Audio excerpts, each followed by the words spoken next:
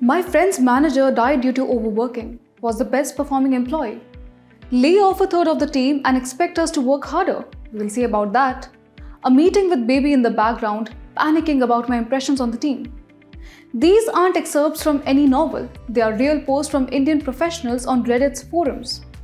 These posts show how India's celebrated economic growth comes with a hidden cost, the well-being of its workforce. Let's embark on a journey through India's overwork crisis, exploring its causes, consequences, and most importantly, the critical role of leisure in reclaiming our lives.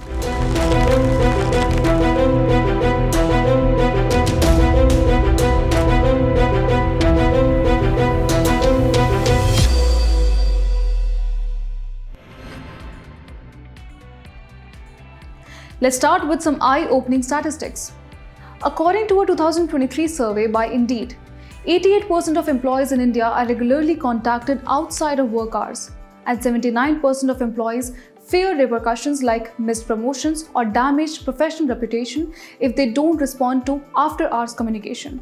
Now you might be thinking, this is so normal, it happens to everyone, right? Well, here's where things get interesting. India's Factories Act of 1948 mandates a maximum of 48 hours of work per week spread over 6 days, with no worker permitted to work more than 9 hours a day or 48 hours a week. But in practice, it's often treated more like a suggestion than a rule. In fact, a 2023 report by the International Labour Organization ranked India among the top countries for long working hours. The report highlighted that 51% of India's workforce logs more than 49 hours weekly. Now you might be wondering, isn't working hard a good thing? Isn't that how you get ahead? Well, let's pause for a moment and consider the law of diminishing returns. You know, that economic principle where more input doesn't always equal more output. Turns out, it applies to work too. A 2023 study by Stanford University found that productivity actually starts to decline after 50 hours of work per week. So those extra hours you're putting in, they might be doing more harm than good. But it's not just about productivity. The health implications of overwork are staggering. According to a 2023 report by the All India Institute of Medical Sciences, there's been a 27% increase in stress-related health issues among working professionals aged 25 to 45 in the last 5 years.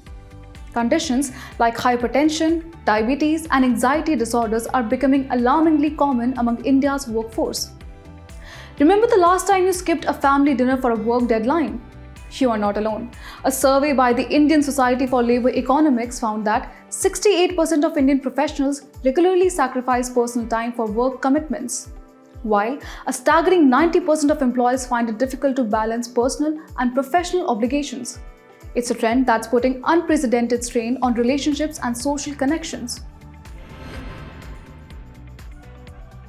Now, let's talk about a new word that's taking the corporate world by storm: burnout. It's not just a fancy term for being tired, it's a serious condition recognized by World Health Organization. And guess what? India is experiencing a full-blown burnout epidemic. A report by Deloitte India revealed that 77% of Indian professionals have experienced burnout at some point in their careers. That's more than 3 out of 4 people. The symptoms? Chronic fatigue, reduced productivity, and a general feeling of, I can't do this anymore. Take the case of Anna, a Pune-based chartered accountant who died due to extreme work pressure at a corporate giant. The constant pressure, lack of sleep, and neglect of her personal life had taken a devastating toll on her mental and physical health. Anna's story is a stark reminder of what happens when we lose sight of the importance of leisure in our lives. The UN Convention on Rights of the Child recognizes the right of the child to rest and leisure. But what about adults? Don't we all need time to rest, recharge, and pursue activities that brings us joy?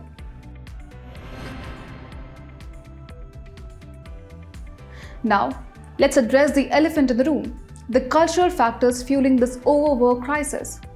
In India, there's deeply ingrained belief that success comes from hard work and sacrifice. It's a narrative that's been passed down through generations, reinforced by stories of rags to riches entrepreneurs and self-made millionaires. But here's the thing, this hustle culture is taking a toll. A YouGov survey found that 72% of Indian millennials and Gen Z professionals feel pressure to always be on and available for work in 2023. It's creating a toxic environment where overwork is not just accepted but often celebrated. Moreover, social media isn't helping either. Scroll through LinkedIn and you'll find countless posts glorifying 80-hour work weeks and rise and grind mentalities. It's creating a dangerous narrative that equates self-worth with productivity. But let's pause for a moment. Is this really the path to success? Or are we running a race with no finish line? Now, you might be thinking, surely all this hard work must be good for the economy, right? Well, not exactly. In fact, India's overwork culture might be holding back its economic potential. According to a report by the McKinsey Global Institute, India could add up to $770 billion to its GDP by 2025 if it decreases its female labor force participation rate. But guess what's holding women back? You guessed it, the culture of overwork. The same report found that 38% of Indian women quit their jobs or reduced their work hours due to caregiving responsibilities, exacerbated by inflexible and demanding work schedules. Moreover, the health costs of overwork are staggering. A study by the Indian Council of Medical Research estimated that stress-related health issues cost the Indian economy approximately $14 billion annually in lost productivity and healthcare expenses.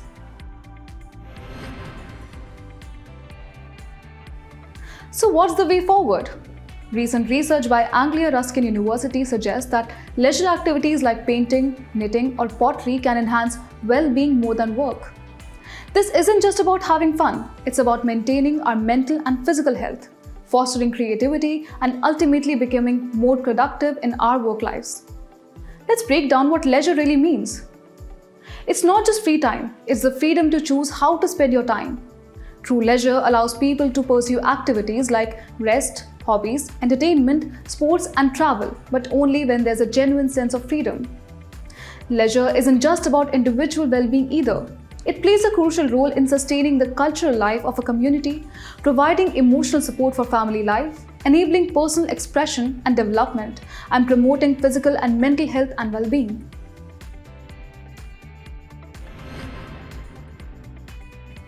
Now you might be thinking, but I need to work to survive. And you're right. While over-identifying with a job can cause stress, not having one can also contribute to anxiety and depression. The key is finding the right balance. Work and leisure often complement each other, but they can also be contrasting. When a job is based on freedom of choice, it can feel like leisure. As Robert Robinson once stated, leisure is work you volunteer for. But when work starts encroaching on our ability to rest and pursue personal interest, that's when problem arises. In addition, let's explore some innovative approaches to balance the overwork crisis while promoting the importance of leisure. Some companies are already taking bold steps. Zerodha, one of India's largest stockbrokers, made headlines in 2023 when it introduced an automatic logout feature that kicks in at 6 p.m., effectively preventing employees from working late. The company reported a 24% increase in overall productivity and a 30% decrease in reported stress levels within 6 months of implementing this policy. Then there's the rise of right to disconnect legislation. In 2023, the Maharashtra government introduced a bill that would give employees the right to refuse work-related calls and emails outside of work hours.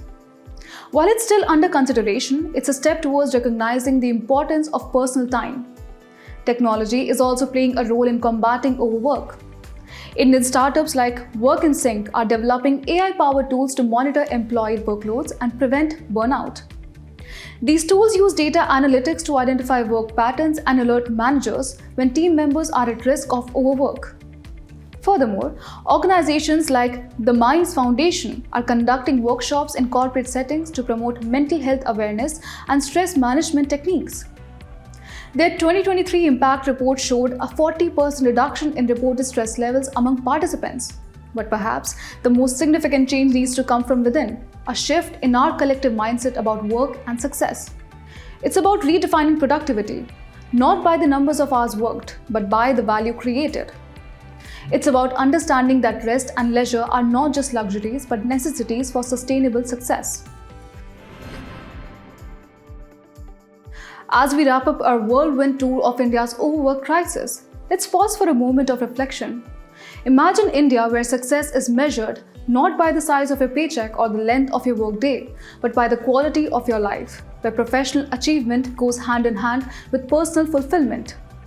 It's a vision that's within reach, but it requires a collective effort from policymakers to business leaders, from educators to individuals. We all have a role to play in reshaping India's work culture.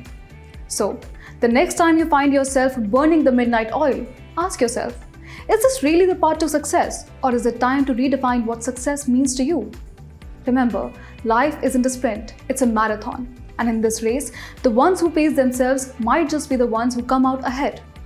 We can continue down the path of overwork and burnout, or we can chart a new course towards balanced, sustainable success. The choice is ours.